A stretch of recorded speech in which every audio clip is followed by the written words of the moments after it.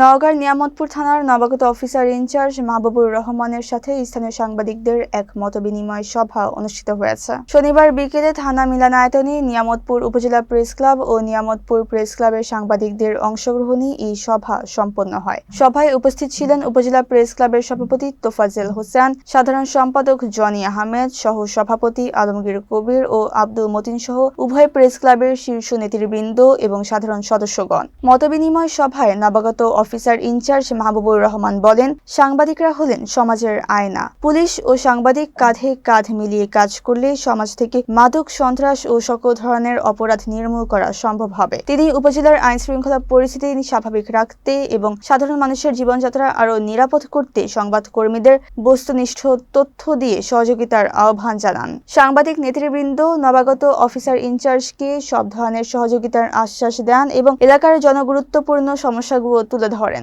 এ সময় উপজেলার বিভিন্ন জাতীয় ও আঞ্চলিক দৈনিকের প্রতিনিধিরা উপস্থিত ছিলেন।